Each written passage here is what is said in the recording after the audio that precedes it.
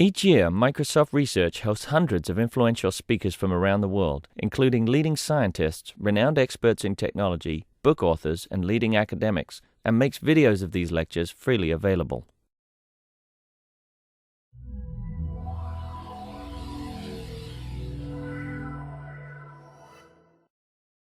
Hello and welcome to everybody. It's my great pleasure to welcome Zvonimir Rakamaric here. I'm sure you all know Zvonimir. He has been an intern several times over at MSR, and he is a graduate student at the University of British Columbia. He's going to graduate soon.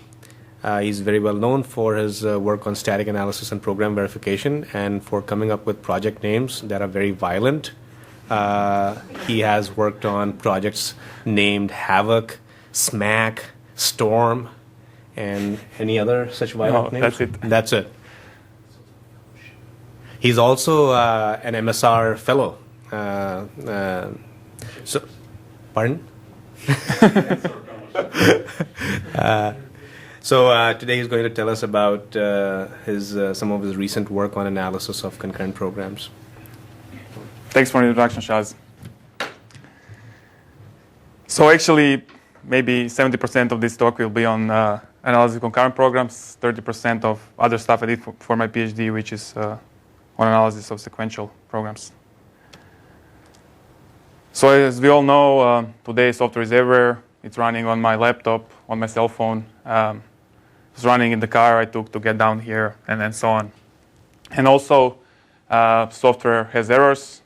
Software systems are generally large, complex, and prone to errors.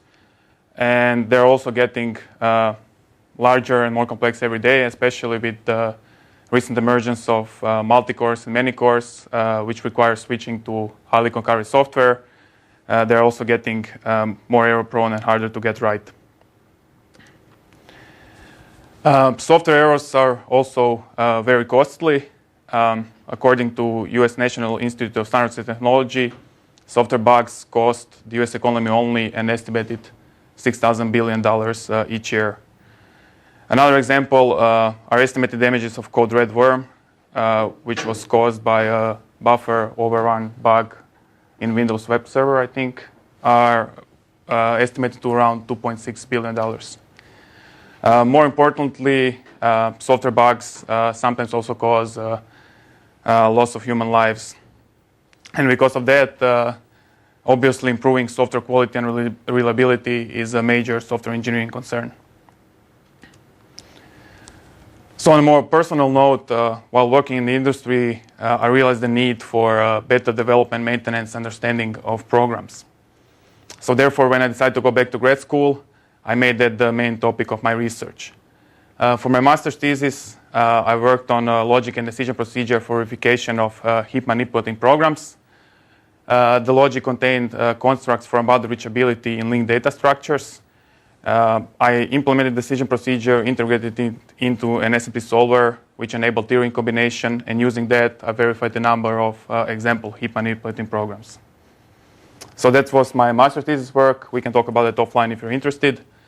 Here, I'll concentrate on the stuff I did for my PhD thesis, which is on checking system software, and more particularly concurrent system software. So system software, it's important and critical since it's the foundation between all general-purpose application programs. Typically, it's written in C, and it's also hard to get right and hard to verify, mainly because it performs low-level memory operations, such as dynamic memory allocation and pointer manipulation, and also it's highly concurrent, with shared memory communication being the main programming paradigm. So here is a brief overview of my talk. So after this introduction, I'll talk about the work I did on modeling memory in software verifies and on inference of frame axioms. And that's the part I mentioned, which is related to verification of sequential programs. And then the rest of the talk will be on analysis of concurrent programs. And I'll give some conclusions and future work in the end. So before I start, I think you understand the material I'll present later better if I give you the overview of the tool flows I built in the past 3 years. So I've been working on 3 tools, Spec, HAVOC, and Storm. So they're all built on top of Boogie. Boogie is a verification condition generator from Microsoft Research, which takes Boogie PL programs. Boogie PL is a simple procedural language. And based on the input, Boogie generates a VC, which is handed over to SMT solver, usually Z3. And based on SMT solver's output, Boogie either verifies the program or returns an error trace. So I developed 2 independent tool flows. The one on the left is based on LLVM and GCC. I used it to try out some of my ideas at UBC. And the one on the right is based on Microsoft infrastructure, and that's the one I was mainly working on during my internships at Microsoft. So let's see, just a couple of slides, a brief overview of the work I did on memory models. So why do we even need memory models? Well, because available memory in today's systems is humongous, and a faithful representation inside of a verifier simply doesn't scale. Because of that, software verifiers rely on memory models that provide a level of abstraction with the usual trade-off between precision and scalability. And also, using memory models, we translate away complexities of source language, since system code written in C is really messy because of all the low-level operations it performs on heap. So in this work, I introduced 2 well-known memory models, monolithic memory model, which splits memory into disjoint objects, where each object is defined by its unique reference, and Burstall's memory model, which in addition to splitting memory into disjoint objects, also split memory based on types of memory locations. So I implemented both of these memory models as part of my tool SMEC, and I did the experimental comparison between them. And it turns out that Burstall is consistently better than monolithic. It gives around 3x speed up on easier benchmarks and solves harder ones that monolithic memory cannot even solve. But on the other hand, we also pay the price. Burstall assume that the memory is strongly typed, which is potentially sound for low-level C code, which can perform type-unsafe operations. Yes? You say harder ones. What's ones? Excuse me? What is one? Harder ones? Solves harder ones? Harder examples that monolithic memory cannot.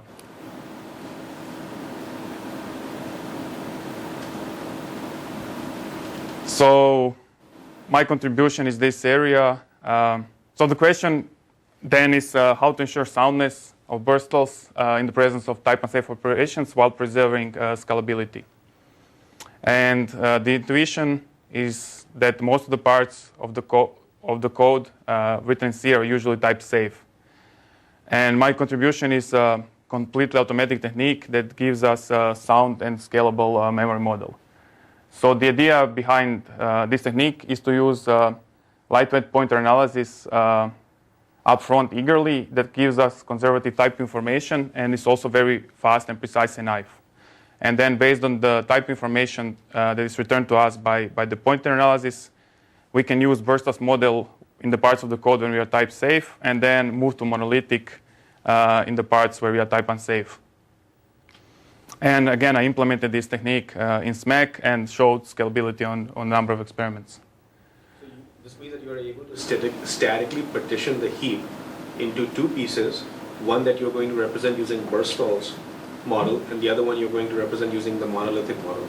It means that I can find out when you have to unify types, like memory maps. I see. So you start out with the Burstall, and then you keep unifying until you become sound. Exactly. I see. But you can do it. I can do it eagerly. So it's not kind of refinement. Like I can know that up front. So I unify them up front. So it's kind of like that annotation in HAVOC, which does unification. Just you can do it up front without any user kind of guidance. So yeah, this is just a brief overview. Again, I can talk more about it offline. I want to concentrate this talk on the work I did on concurrency. Now, let's see the research I did on inference of frame axioms.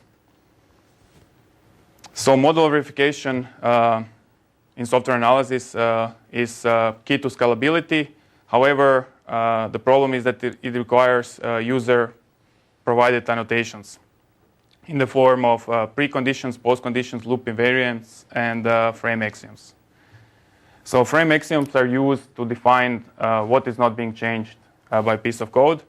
And that's relatively easy to do if there are no loops, no recursion, and if you have only scalar variables, but it gets way harder in the presence of unbounded data structures. In practice, in modular verifiers, users typically specifies what might be changed by some piece of code. So for instance, in Spec Sharp, HAVOC, and Spec, we have a modifies clause. In JML, we have assignable. In Caduceus, we have assigns, and so on. So these clauses are typically very complex and difficult to write, and that is especially true for systems code, which performs low-level pointer operations. So here is a simple example which illustrates why we need a modifies clause. So we have two global integer pointers. X and y.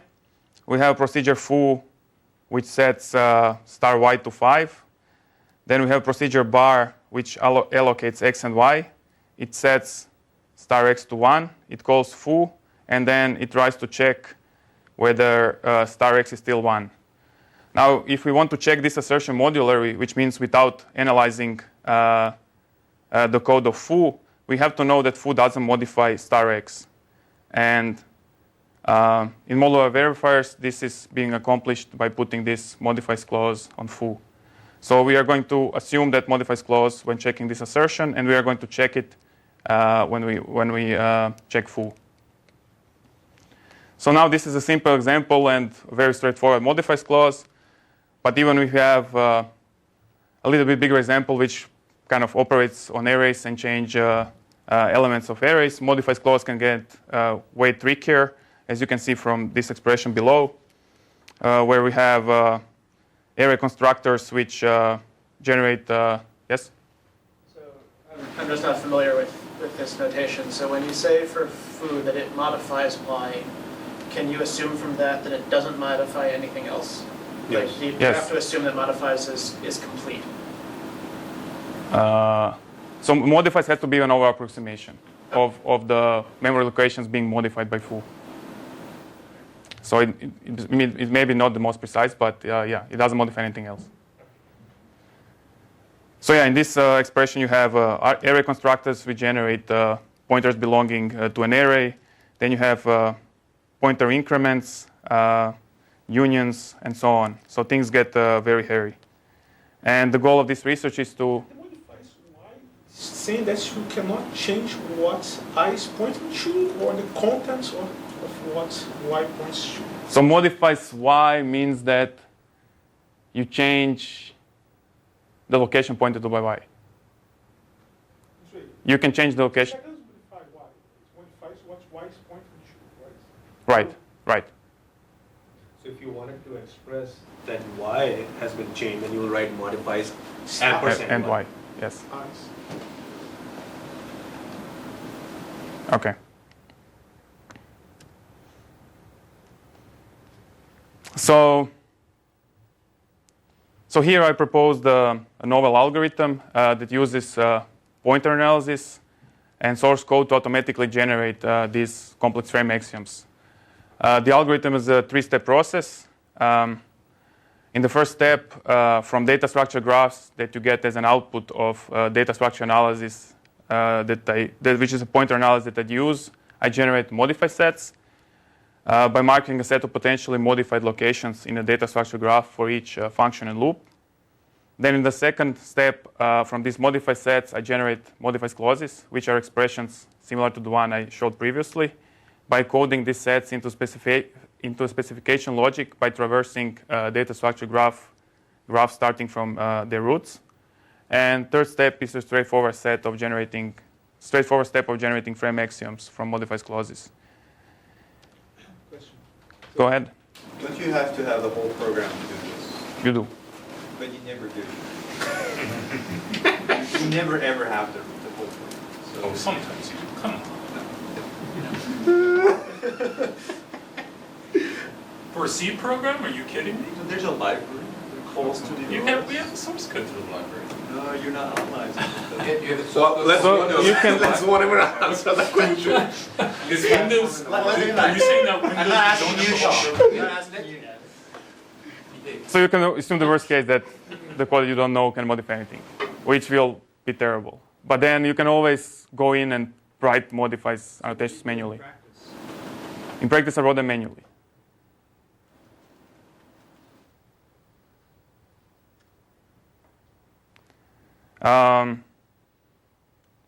So I'll walk you through these 3 steps on an example. So here on this picture, we have a data structure graph, which is going to be an output of the pointer analysis I'm using. And this is basically an over approximation of points to relation of this loop of a procedure. So in the graph, we have 2 pointer variables, A1 and A2, which are pointing into objects H1 and H2. H1 and H2 are arrays, and they represent an unbounded number of elements, and each element has 2 fields, F1 and F2 at offsets 0 and 4. Now, we want to generate in this graph locations that are modified by this loop down there. So the first statement of the loop is going to modify field F2 of the array pointed to by A1. The second one is going to modify field F1 of the array pointed to by A2. So therefore, our modify set has 2 elements. Each element is a pair. Each element is object, offset pair. So we have H1, 4 and H2, 0. And note that each of these elements represents an unbounded number of elements belonging to these arrays. So in the second step, based on the modify set, we are going to generate expressions in our annotation language that are going to be modifies clauses representing this set. So we start doing that by traversing these graphs starting from roots. So for H1, 4, we start from A1. We hit an array object, so we use the array constructor to generate pointers belonging to this array. Then we have to increment this set of pointers to get to field F2, and that's it. For the second one, we start from A2. Again, we hit an array. In this case, increment by 0. And our modify set is going to be union of these 2 guys. Now, the third step is a straightforward, typical conversion of these modifies clauses into frame axioms. Nothing smart going on there. They're just going to be blow up into this quantified formula. So I implemented this algorithm again in Spec, and I tried it on buffer overflow benchmark suite, which was proposed at ASC 2007. So the suite has 12 programs, 32 vulnerabilities, which amounts to roughly 290 test cases, both faulty and patched, and 18,000 lines of code. I assessed the precision of the automatically generated modify clauses as well as the verification runtime overhead. So this is the first table where I assess the precision. So we have a total of 289 test cases. And now when I go in... What do you mean by test cases? You're doing some static analysis, right? So, I see. I mean benchmarks. Oh, okay. Sorry about that. So by test case, I mean benchmarks. Okay. It's a single program Apache. So well, they're kind of carved out of Apache. So it's not the whole Apache. Oh, so all 290 of them are 18,000 lines of code. So it's not the whole Apache. It's just... I see. So there are libraries and functions and So these guys, like this paper published Thesis 2007, so these guys browsed the internet, found bugs, went in and kind of carved them out into these self-contained benchmarks. But if you do that, don't you lose all the context? So that when you do your static analysis, all that code that they carved away, you don't have to deal with, right?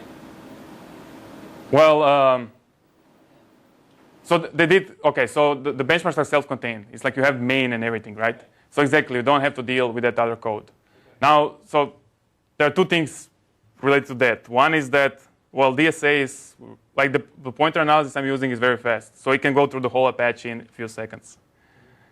So DSA is not a problem, but the verification, like Spec, is going to choke. Like even if DSA goes through and I manage to generate modifies clauses, there's no way I'll verify the whole Apache. One thing is, I mean, there's probably each benchmark has lots of procedures, right? So just verifying, are they also annotated? SMAC is a modular verification tool. So, okay, yeah. Modifiers, Yes, you need yes, preconditions, exactly. postconditions. Yes. How do you So no, I manually write those. You're writing those manually. So yeah, in this manual step, I wrote everything manually. So I wrote precondition, postconditions, and modifies clauses, everything manually. Okay. And there, SMAC, if I do that, SMAC can check 226 out of 289. So there is 60 which SMAC couldn't check. And it's mainly because of, like it doesn't understand bit vector arithmetic. And for some of them, you need to be, to handle that. it couldn't check. I mean, it couldn't find a known defect because of its limitations. What do you mean it couldn't check? Yes. Okay, so it could analyze it, but it couldn't find the defect. Yeah, sure. So it was an unsound So- due to. I'm not sure if it was only that it's missing bugs. Maybe it was also reporting false positives, which I couldn't get rid of.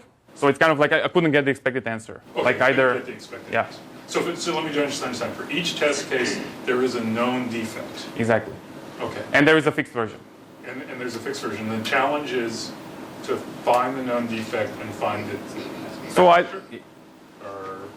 well, here I used it only to kind of show that this algorithm I'm doing can, handle these guys, and that the modifies clauses it generates are good enough to check them. okay. But So really now the comparison that we're looking at is then. exactly between kind of these two numbers, Okay, so 203 and 226.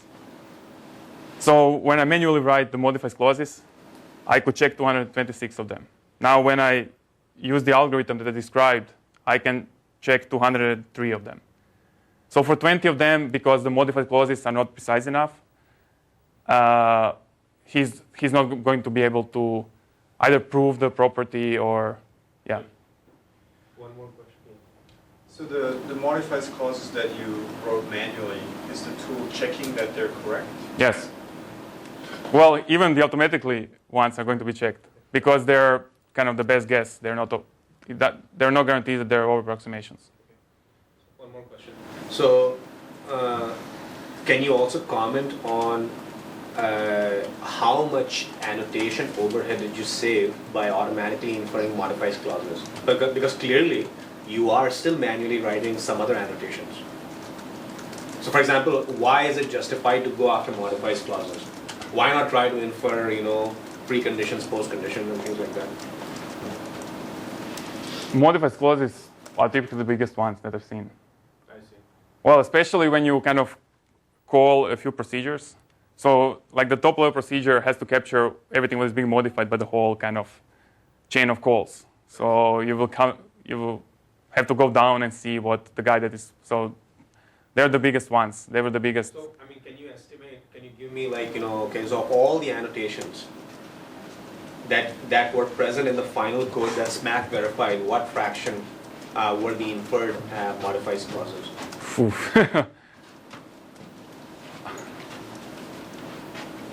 I'm not sure. I mean, it would be a really rough guess. I don't even want to.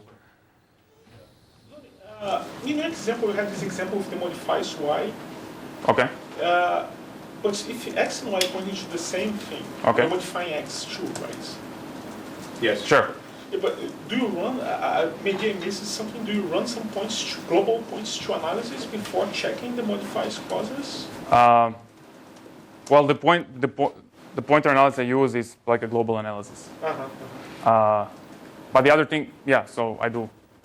So I'm not going to let you off as easy as Shaz did. So your programs were approximately 18,000 lines of code. No. Programs are way smaller. So these are small benchmarks. Oh, these benchmarks were... The total. They're totally, so they're like a few hundred lines of code. Divide 18,000 by 289, get the average. Yeah, okay. I want to talk about the total.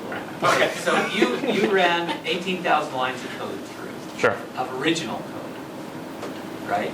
Of original benchmark code. Of the original benchmarks. So in the manual case, how many lines of annotations did you have to have? If you count modifies clauses, probably 50% of the size of the code. Okay, so another 9,000 lines of code approximately. I guess so. Order of magnitude. Let's say, yeah. Okay, so and then in the case, the automatic case, so if you remove the modifies clauses, how many lines? Let's say another 50% down. So it's from 9,000 you go to maybe 4. 4,000. Okay. Thank you. All very approximate. Yep. So here are the running times. So we don't really see almost any overhead if you use this automatic algorithm. The running times go up only a little bit. So to conclude, I showed my novel algorithm for inference of complex frame axioms. The algorithm is completely automatic, and it can handle bounded data structures such as arrays. I used it on a number of benchmarks. I showed that it's precise enough in practice, and verification runtime overhead is small. Okay, now we'll go to the analysis of concurrent programs.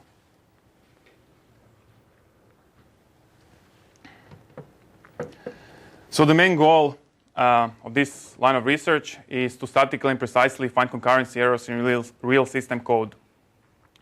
So the key points are that we want to do it statically to achieve high coverage, and precisely to have no false alarms or really low rate of false alarms.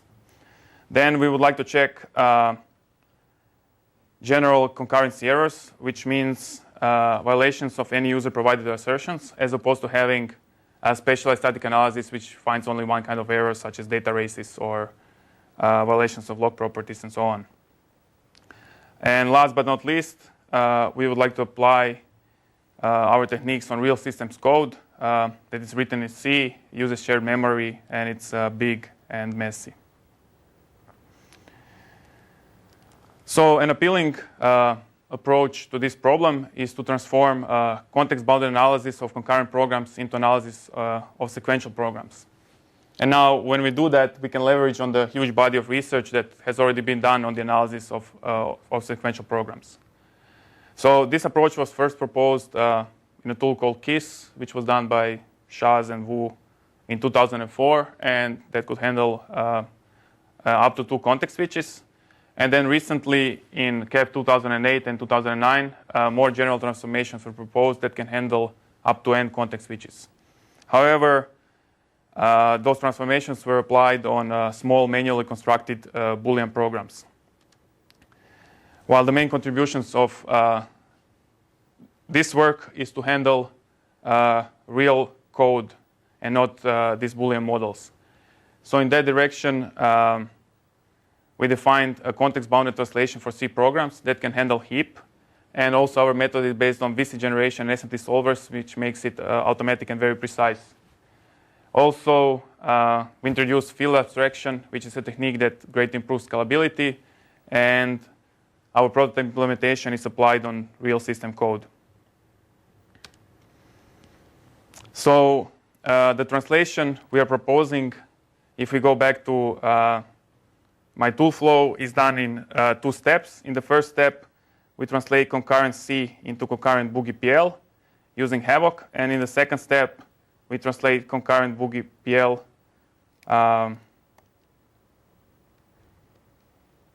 in sequential boogie PL, which can then be handed over to boogie.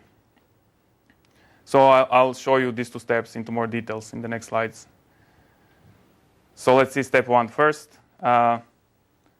So system code written in C is messy, mainly because of heap. So it generates dynamically objects on the heap. It performs low-level pointer manipulation, and so on. And therefore, we are going to translate away complexities of C into BoogiePL scalars and maps, which are then much easier to deal with. And that is being done using a C checker called HAVOC. So HAVOC translates away heap based on its memory model, which is very similar to the Burstall's memory model I talked about in the beginning. So in HAVOC, we have one heap map per structure, field, and pointer type. So if we have field F, we are going to have map memF, field G, map mg, type T star, map mem T star, and so on. And those maps map addresses into values. In Boogie, the maps are handled using theory of arrays with select and update axioms. So here's a simple example. If in C code we assign 1 to field F of pointer X, in BoogiePL, after this C code is processed by HAVOC, this is going to be translated as this statement, which updates map memF with 1 at the location X plus offset of field F. Yes? So looking at the last line of Boogie code, you have a map for F, and you have an offset for F. Yes. What's the assurance that I never create mem sub G of X plus offset F? Like, what happens if I get those out of sync? So you can add checks in HAVOC, which will add assertions in the Boogie code, which will ensure that you cannot do that. And there is a paper of how to prove these assertions and the whole technique of how to do that. In this line of work, we are not using those. So we can be unsound. Okay, but for now we just trust that your translation won't introduce these mistakes. For now, we are, well, in the actual implementation, currently we can be unsound because we are not checking those. There is a knob or switch in HAVOC that can introduce those checks. We haven't really tried it. I think I don't know how scalability will be in if we do that. This assumption is kind of like type safety. And right. The idea is that you try to check that separately using techniques that are very different from these kind of techniques. So the goal of Storm is to, this tool that Zvonimir is describing is to check concurrency errors. You don't want to mix up type checking with that because you want to divide and conquer in that way. So why do you need the offset of F? Why not mem F of X? Why do you need the offset of F there? Well, one of the reasons is definitely if you want to actually check that this. So if you want to introduce this check that he was asking about, you have to prove that at this offset you actually have field F. So you have to you need to know the offsets. And also you can have pointer arithmetic and things like that. So, but yeah, that's a good question. Actually, I got the same one from a supervisor. So now that we have a concurrent BoogiePL, in step 2, we are going to use a translation based on the paper published by Lal Reps in CAP 2008 to translate this concurrent BoogiePL into sequential BoogiePL. So they published a translation that works for scalars. We lifted it to support field maps as well, and therefore memory. So I'm going to illustrate the translation on a simple example, which translates just one concurrent trace. So the trace has 2 threads, thread 1 and thread 2, and 1 shared variable G. It also has 3 context switches, which means that we have 4 execution segments total. So the main idea behind this translation is to avoid storing local state, since local state is typically way bigger than the shared one. And it's going to be done by introducing unconstrained symbolic values instead of still unavailable future global values. And then later on, when the future shared values become available, we are going to constrain them. So I'm going to show how this works on an example. So let me talk about the notation first. So we have 2 threads, thread 1 and thread 2. we have 4 execution contexts, which are these tick arrows marked with 1, 2, 3, and 4. We have one shared variable g, and g1 and g1 prime and so on are marking the values of g in the beginning and end of the respective execution context. And black arrows represent context switches between these 2 threads. So now a straightforward way of encoding this concurrent execution into a sequential one would be to introduce goTos instead of context switches. So here we would simply introduce a goTo which would jump to thread 2, we would jump back, and so on. Now, if we do that, note that here we have to restore the values of locals after execution context 1, which means that we have to store them after execution context 1. And that's exactly the thing we are trying to avoid, since storing local state, which is way bigger than shared state, is not a good idea. So how do we go about doing this translation that we don't have to store local state? Well, we simply stack this execution context sequentially one after another. So now in this part here, when we move from 1 to 3, local state gets preserved and nothing has to be saved.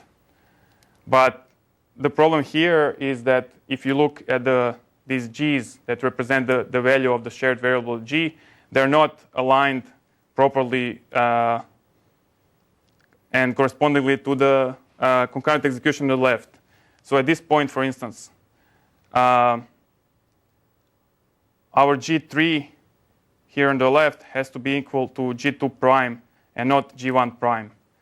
And the trick that I talked about introducing unconstrained symbolic constants come into play here.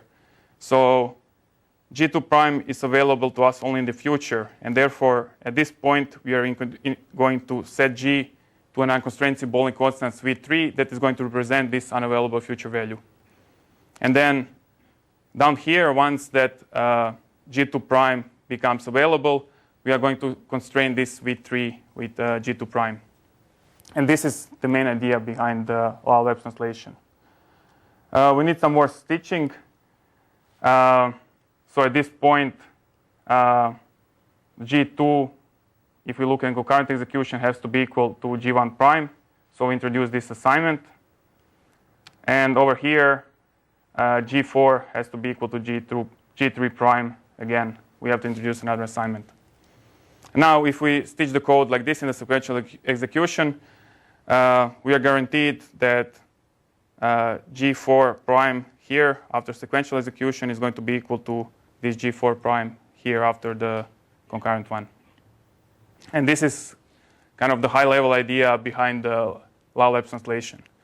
So I showed it only on one concurrent trace, but this can be generalized to whole programs.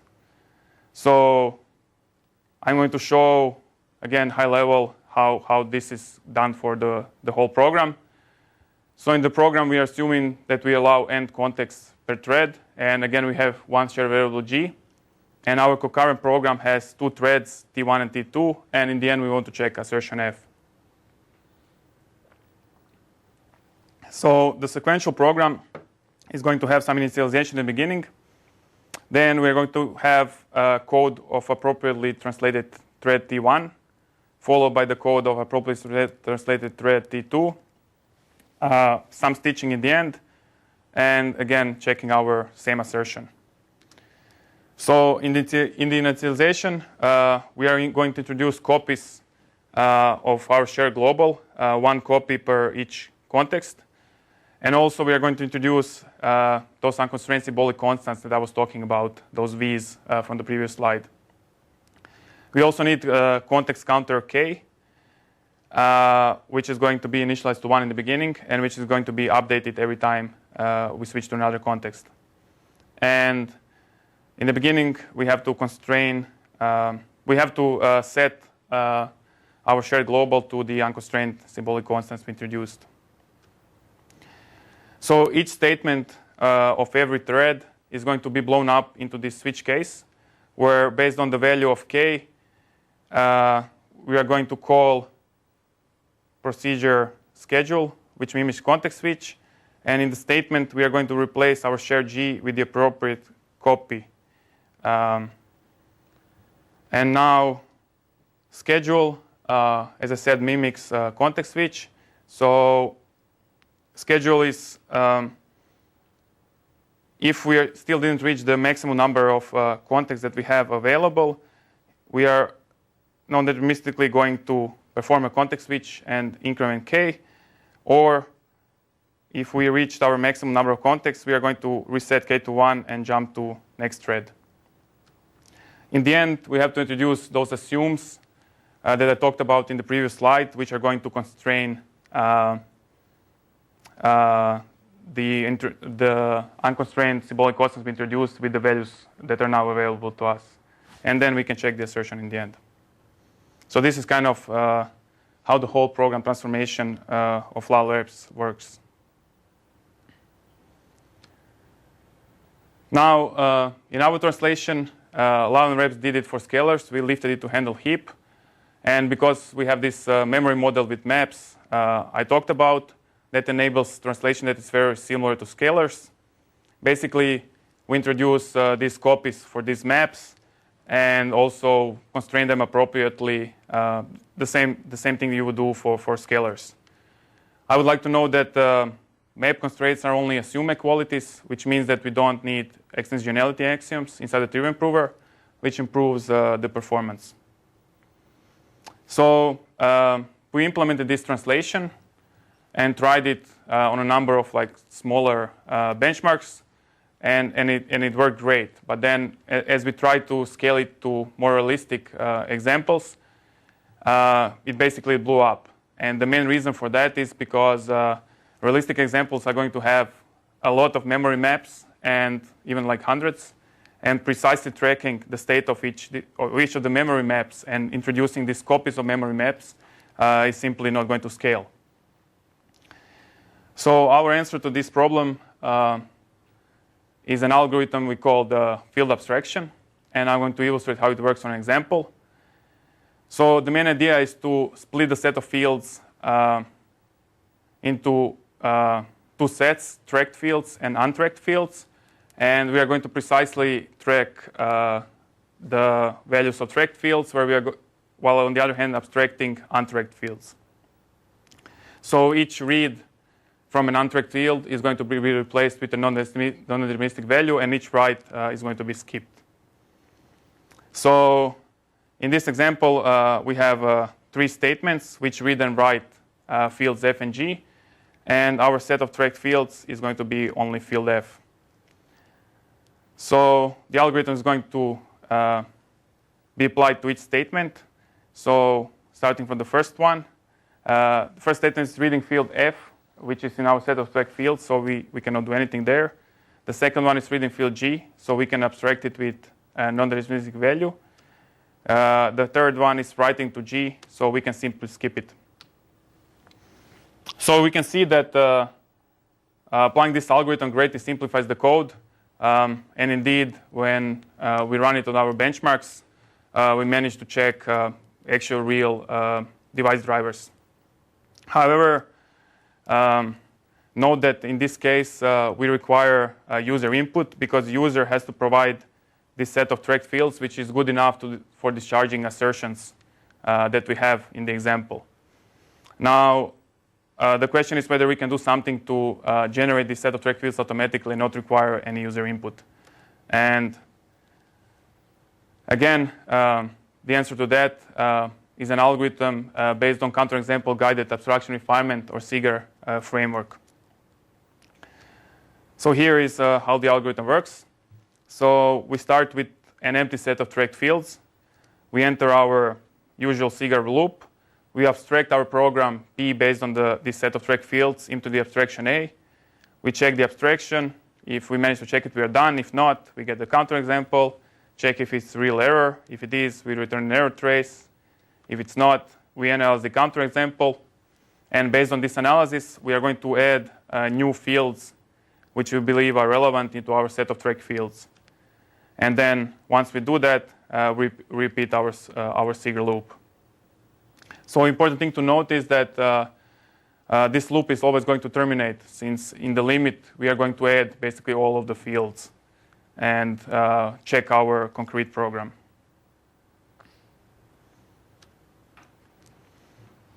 So I implemented this SDS in a prototype 2 implementation called Storm, and applied it on 4 Windows device drivers. So to be able to do that, I created the harness to close off the drivers and to mimic the behavior of the OS. So the harness I created is going to create a driver request that gets processed concurrently by multiple routines in different scenarios. So for instance, we'll have a dispatch routine in parallel cancellation, or dispatch in parallel cancellation in parallel completion, and so on. And the property I checked for all these drivers is that driver request cannot be used after it has been completed, which is like a simple, which is like a use after free property. So here are some running times when we vary the number of contexts we allow per thread while providing thread fields manually. So drivers range from 4 to 30,000 lines of code roughly. And if you look at the running times for 5 contexts per thread, there are a few hundreds of seconds. So scalability currently is not an issue.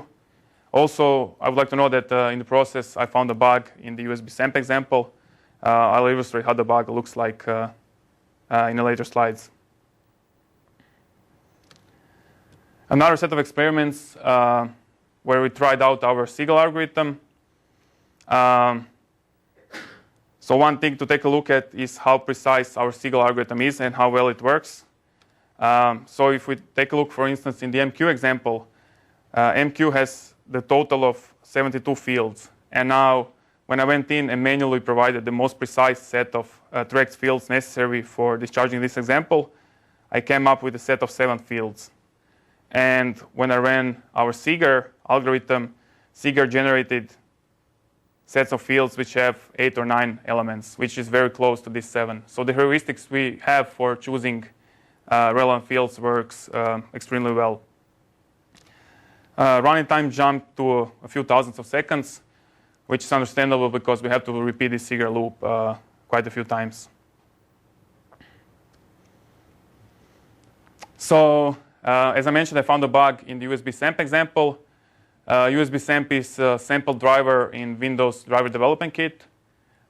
It's actually an example of how to write device drivers, and as such, it's going to be copy-pasted by driver vendors that download WinDK from the internet. This driver has been checked using existing tools. The bug was confirmed and fixed, and it requires at least 3 context switches to be discovered. So therefore, SLAM, for instance, that checks only sequential code, or KISS that can check only up to 2 context switches, couldn't find this bug. So here is a very simplified code excerpt showing how the bug looks like. So to see the bug, we need 2 threads. Thread 1 is executing dispatch routine. Thread 2 is executing cancellation routine. So thread 1 gets to execute first. It will hit this statement that marks the request as cancelable and sets its cancel routine. Now, cancel routine gets to run. Cancel routine is going to check whether the request has still not been completed and whether the cancel routine was set. So this check is going to pass. Another context switch. We are back in our dispatch routine, which completes the request. And the third context switch takes us to cancellation routine, which tries to access the request, which was just completed. And this is a bug. So to conclude, I introduced a method for reducing context-bounded analysis of concurrency code to analysis of sequential code. The method can handle heap and is based on VC generation SND solvers, which makes it automatic and very precise. I also showed an algorithm called field abstraction, which greatly improves scalability. And I implemented these ideas in a tool called Storm, which is an assertion checker for concurrent system code. I applied Storm on a number of experiments on real-life system code, and in the process, I found a bug. So these were basic results from maybe a year ago. And then because the promise that this line of research showed, yes? Just a real quick question. So can you give some kind of insight as to why the bug you found wasn't found with testing? Seems like, it's just was it very infrequent, or if it was? I'm not sure. Okay, so very often you will have to have these context switches in very, very specific places. Like I've seen examples where you have two statements and the context switch has to happen right in between these two statements to see the bug. So I can imagine that that is very hard to hit using testing. The other thing is cancellation is kind of an asynchronous event. So again, it has to happen exactly at a certain point for this bug to occur. So would something like chess allow you to find this? So chess would definitely help you with introducing kind of context switches at right places. But again, you have these asynchronous inputs, which I don't know how, like chess, I'm not sure, but as far as I know, I don't think it helps you if you want to generate those. So let's say, interrupt can happen, right? So you want to be able to generate these interrupts at all these points during your execution, and I don't think chess helps you with that. So as I understand, chess doesn't work for kernel code. Well, that's another thing on top of everything. Let's say you manage to somehow get it to work on kernel code. This is kernel code, right? I don't know what are the technical issues related to making chess work on kernel code. The things I was saying is, if we imagine that you can actually get it to work. You could pull this out of the kernel like you did, right? You didn't run the drivers for this in the kernel. Well, I don't run anything. Everything is static. Yeah. But chess actually has to run that. This is actually a big reason. Yeah. Okay. A good point. So it's very hard to extract something like this out of the kernel and make it actually execute. Runnable. Yeah, I don't know. Process, right? Yeah. No, I know. In principle, there are lots of techniques that could have found bug, but you found the bug. So because otherwise, we can apply that to basically a lot of things that everybody does. In general, I think there's one point that I would like to make is that for this kind of code, doing things statically actually helps a lot because it gives you a lot more, even forget about like coverage and things like that, it gives you a lot more control over the execution and the environment in which you try to execute the unit. Right. What happens that if you just depend on dynamic testing, you need a lot more testing to jig up. Right. How do you set up the context? Right. So if you look at, for example, the way we stubbed this thing, I mean, it was like maybe a handful of lines, maybe 100, 200 lines, right? On the other hand, the amount of infrastructure that you would need to create a real executable test harness would be significantly larger. Okay. I want to leave time for questions. I should probably speed up. I came back from another internship, and next 10 slides are kind of the latest news. What's the state of Storm currently? So we added a bunch of new features that enable easier modeling of OS features in stubs and in the harness. So we added support for function pointers, ghost maps, thread IDs, atomic blocks, dynamic thread creation, and so on. So I'm going to show this on a few examples. So here's how we, for instance, use function pointers in stubs. So drivers can set completion routines, which amounts to setting a field of an IRP with a pointer to a completion routine. And then in our code, which mimics a call to a completion routine, we can simply read this field and use function pointers to call this routine. So before we supported function pointers, modeling this in a harness was way trickier. We had to introduce global variables to store these completion routines. It was very hairy. Then we introduced ghost maps, thread IDs, and atomic blocks. Here I show how we model spin locks using those. So we introduced a ghost map, which is used for tracking, ghost map called lock, which is used for tracking state of a lock. Then using thread IDs, we can actually add these assertions that check that spin locks are being used appropriately. And we also need atomic blocks to be able to specify these stubs. Another important feature that we add is support for dynamic thread creation. And this is actually a novel feature that is not supported by any other published translations, as far as I know. So the syntax is that in the syntax we introduced a new keyword called async. And async can be used to annotate procedures.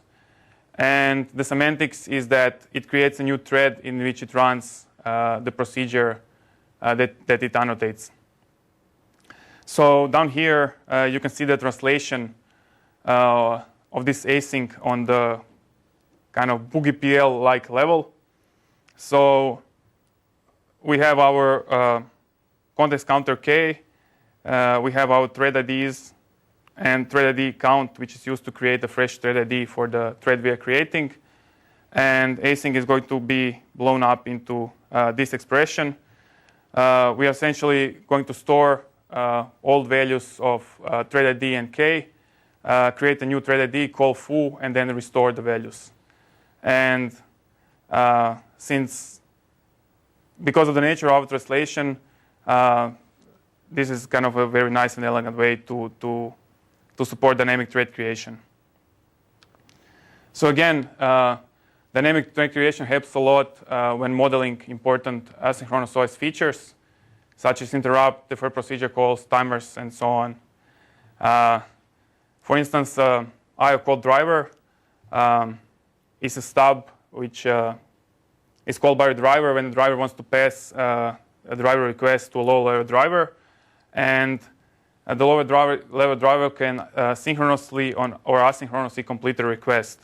And in the stub, this is accomplished by simple non-deterministic if statement, which either calls completion routine synchronously, or we add this async in front of completion routine, which calls it asynchronously. Again, very straightforward way to do it. Before we had, again, like global auxiliary variables to help us achieve that and so on. So while I was here in the 3 months, we greatly improved the scalability of Storm by maybe an order of magnitude. We also check, in addition to the completion property, we check spin lock properties as well.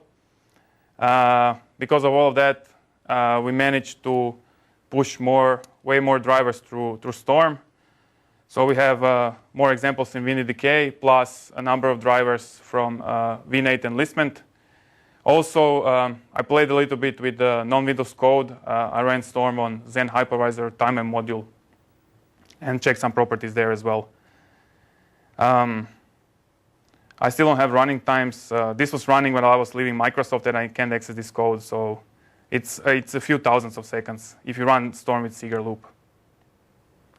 Because we run it on way more drivers, we also found more bugs. So yeah, I was looking through the logs that I was leaving. So the number is maybe 10 new bugs. 3 of those bugs got confirmed. One of them is related to concurrency. It's kind of similar to the one I showed. It requires 3 context switches and cannot be discovered using sequential checking. 2 of them can be found in sequential case as well. And those 2 are related to spin lock properties we are checking. We still have to explore why Slam didn't find them. I have no idea. I mean, I think both of them are maybe some error path where the log doesn't get initialized and then it's still accessed, like something like that. It seems very like Slam should be able to find those. So I don't know why it didn't. 7 out of those 10 bugs are false bugs. 1 is due to the need for bit vector arithmetic. We are planning to add support for that soon, I guess. What properties are you checking for here again? Remind me. It's use after free. You complete a request, you shouldn't use it. And spin lock properties, when you release a lock, you had to acquire it before, and when you acquire a lock, yeah. So there could be many more properties you could potentially change. Yes. You're actually limited. You're only looking at a fairly small number compared to, for example. Yes. Well, SLAM checks like hundreds of them. Yeah. Right. So we're still trying to see like which properties are interesting to check in a concurrent kind of setting. So that's. But yeah, you are right. We are planning to add more properties. Are you using annotations? So are you putting annotations into these drivers in order to check? No annotations. You have to put, well, okay. So you have to put assertions. So Storm checks assertions. Now all the assertions that we put are actually in the harness. So we didn't touch driver code at all. Now we can do that because currently we are inlining everything and unrolling loops. So we need a better kind of story for that. But there are no annotations. It's very like push or button approach. 6 of those 7 bugs are due to harness. In particular, I was missing some initialization which have to be added, and if I don't have that, then I get a false bug. So I would like to know that none of them are actually to the tool itself.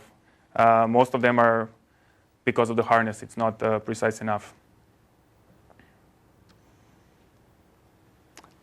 This is kind of the latest news that I have from last week related to using Storm in the context of embedded software.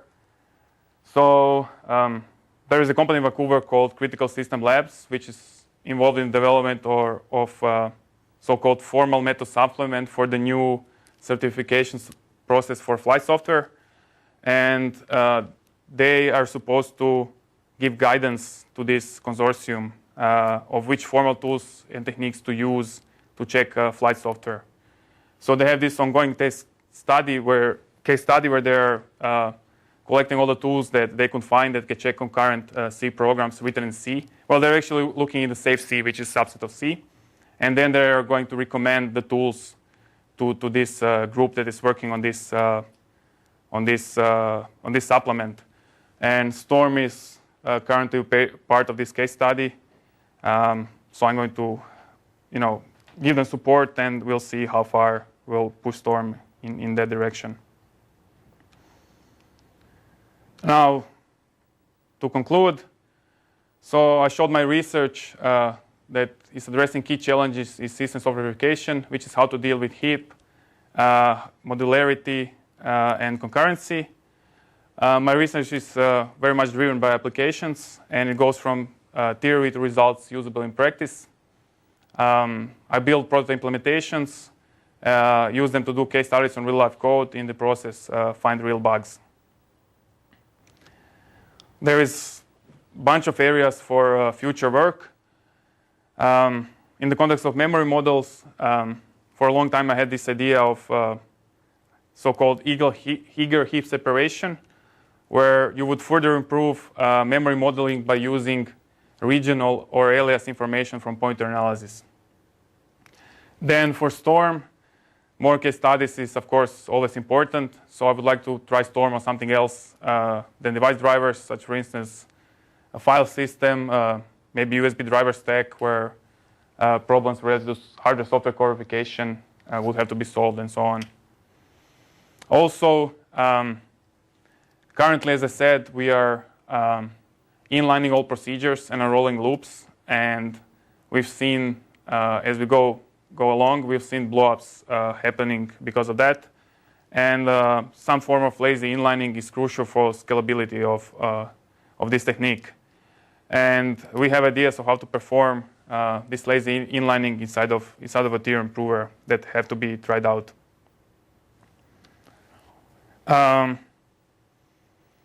Then, as I said, model verification is the key to scalability, and how to use some kind of lightweight contracts in the presence of concurrency and this transformation that I described is also a research area I would like to explore.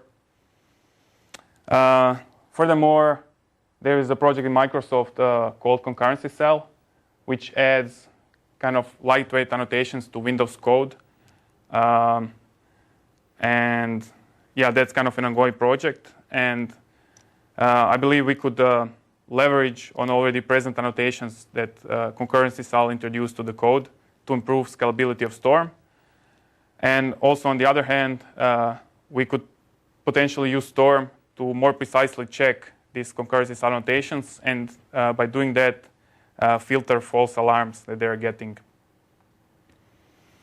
There's also an idea to use similar infrastructure to check parallelization of sequential code by building on the Symbolic diff project that Shuvendo is working on. And, well, to conclude my talk, this is kind of the grand master plan. So in the course of developing Storm, we would also develop something we currently call static concurrency exploration platform. So it would sit on top of Boogie, and it would take concurrent Boogie PL as an input. So we do extend Boogie PL with constructs such as async and atomic that are needed for concurrency. And then many tools that currently translate code that's written in C or C++ or C# could use this infrastructure that we will build to translate concurrent code into concurrent BPL, and then we would handle that. And yeah, with this final slide, I would like to conclude my talk. Thank you.